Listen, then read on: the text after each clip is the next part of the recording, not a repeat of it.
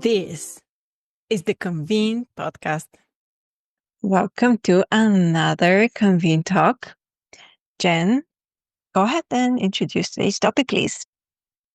Thanks, Maggie. Sure. So I thought it would be kind of fun and interesting now that we're getting towards the end of the year to just kind of look back at some of our favorite story that we've written in 2025. Would love to know what you all are particularly proud of, or maybe it was a story that was illuminating for you or unexpectedly interesting for you. I'm just curious to know what stood out to y'all in this past year in terms of the stories that you've worked on.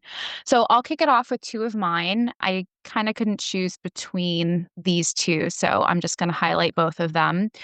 The first was a story I wrote. It was an innovative meetings column, and it was about Fast Company's annual event. So they have a festival that they do every year in New York, and they do something called Fast Tracks. And I just think it's a really cool, sorry, this is Fast Company's Innovation Festival. That's the official name. And they do something called Fast Tracks, which I heard about through a good friend of mine who is an event professional. She owns her own events company here in Charleston, and she raved about this. She goes every year, she like schedules it, puts it in her calendar, puts aside money in her budget because she thinks it's just one of the coolest events that she's ever been to. And she goes to a lot of them and plans a lot of them. So I was like, all right, well, tell me more. So basically, these fast tracks are kind of like a choose your own adventure type of a deal, which, if any of y'all remember those books, I was a kid when those were around and I really, really loved them. So immediately when she said choose your own adventure, or sorry, this was actually Kristen Mooney's, the senior vice president of events for Inc. and Fast Company. That was the way she described Fast Tracks, is choose your own adventure. And I was like, okay, that's perfect. So basically, they have for the Fast Tracks, which are more than 60 educational sessions, workshops, and experiences that are kind of sprinkled throughout New York City over this 4-day festival. And so attendees essentially can choose their own adventure for their schedule and choose from all these educational sessions. And basically, New York City becomes their convention center in a way. These fast tracks are hosted by companies in their own spaces. So, a few examples of those that I think are pretty cool. Brompton Bikes, which is this very high end, high design, foldable bike company. Attendees had a chance to do a bike tour around Manhattan and go to the store. The idea behind these fast tracks is to kind of expose attendees to companies that are doing interesting and cool things. Because if you're familiar with Fast Company, that's kind of what their brand and their magazine is all about. Another cool example was Diane von Furstenberg, which, if you're familiar with a fashion designer who kind of was famous in the 70s for her wrap dresses, she held a Q&A in the meatpacking district. And then another one was Tony's Chocolonely, which was a company that makes candy bars, and they had a food truck and brought attendees into their Canal Street offices for a conversation with the chief branding officer and members of their team.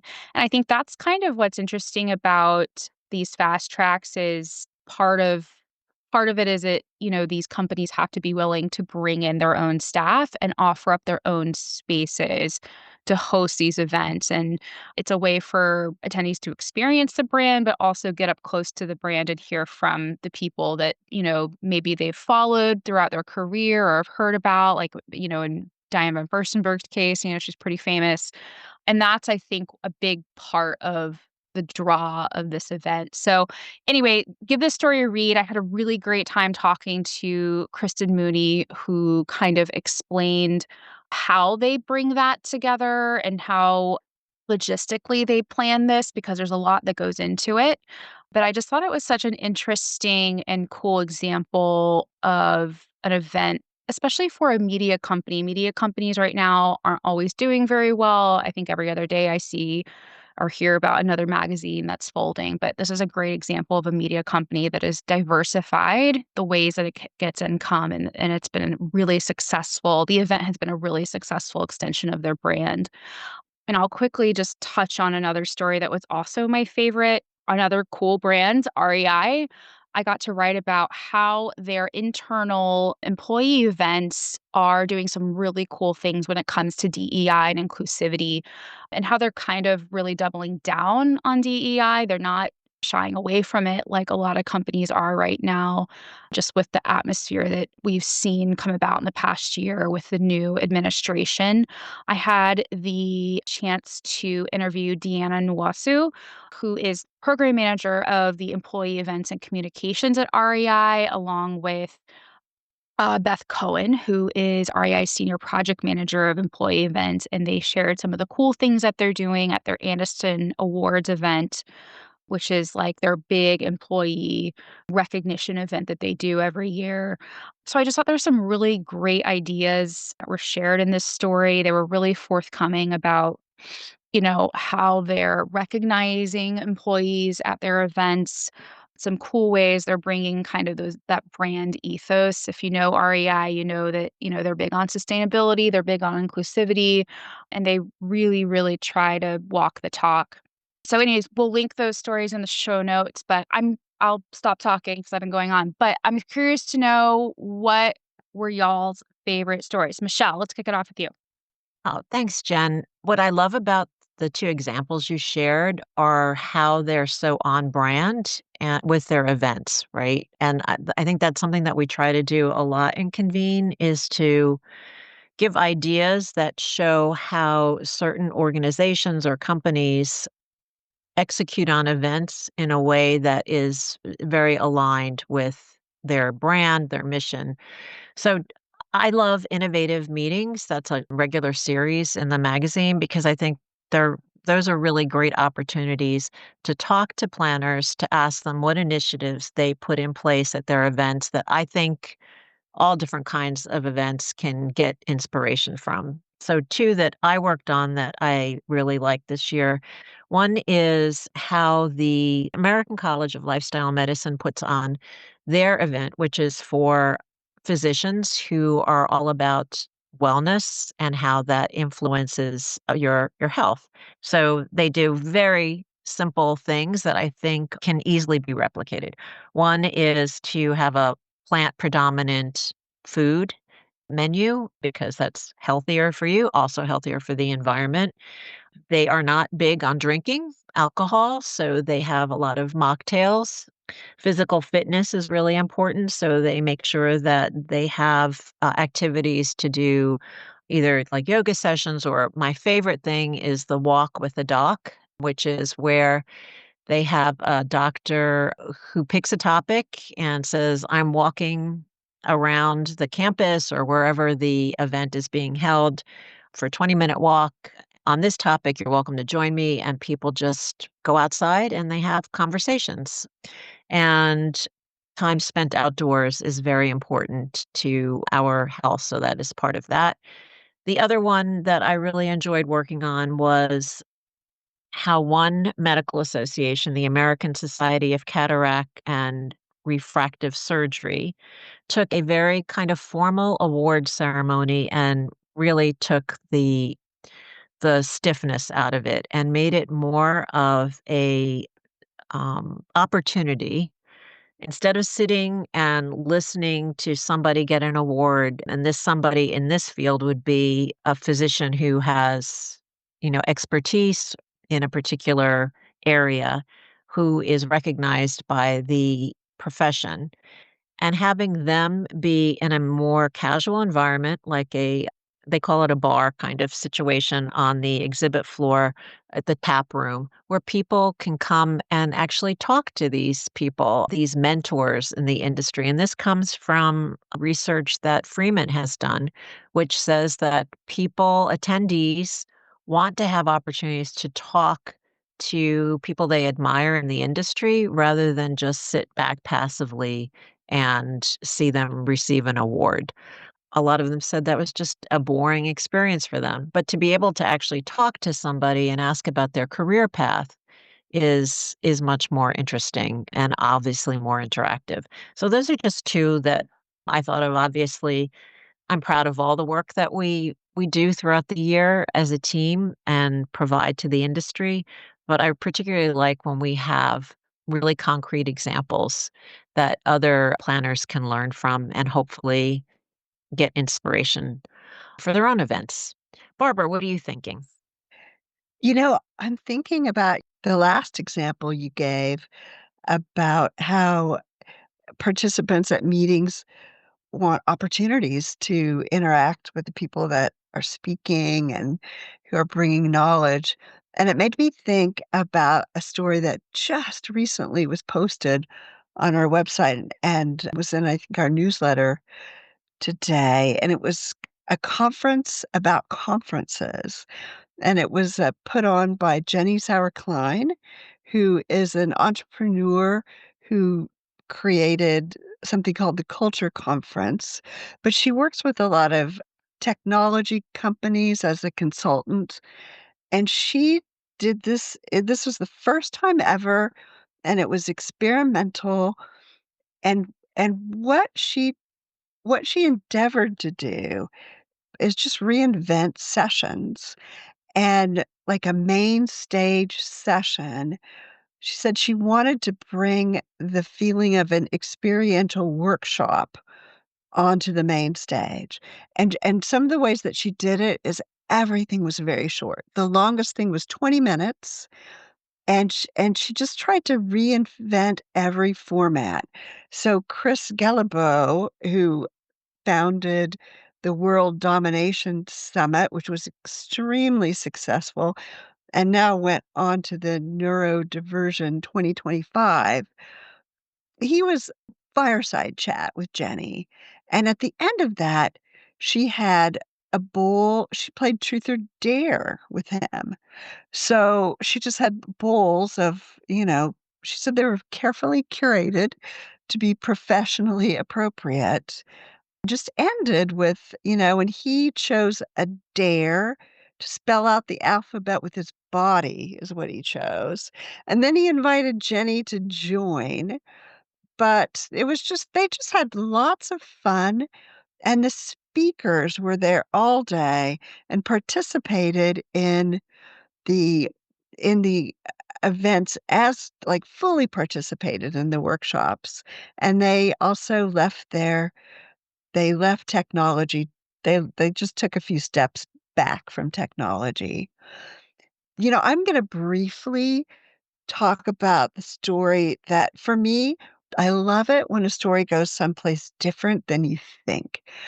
And Jen had alerted us to the fact that earlier this year there was a TikTok video that was very critical of the way that and I'm sorry, I'm gonna pull this up, the National Federation of the Blind conference was going in New Orleans. A TikTok creator and friends had just happened by where the conference was going to begin the next day and noticed long lines of people with white canes, blind people standing in line, and were pretty outraged that they didn't have enough assistance. And they posted that, they just were posted they were outraged. There were no braille menus, they said. There was nobody to help them to their rooms. There was somebody outside that seemed to be lost, and they felt like the conference organizer and the hotel were not doing a very good job taking care of their guests. And so I called Chris Danielson, who is the editor of their magazine and also a spokesperson for them. And I thought I was gonna ask him I thought we were gonna be talking about social media management. I wanted to say, "What did you do? Did you see this, and what did you do?" And I was really so impressed by the decision that they made is really to just be really generous with the lack of education around what blind people need, which he extended to the content creator, which I thought was really smart and effective because he said, it just shows that people don't really know what blind people need. And Chris himself is a blind person, so he could speak directly to this. And he just really what I liked about it too is it was an opportunity to just then say, well, what's the most important thing that organizers can do? And he said the most important thing are the web content accessibility guidelines to make sure that the information about your event can be accessed by the technology that blind people use to understand what's on the internet.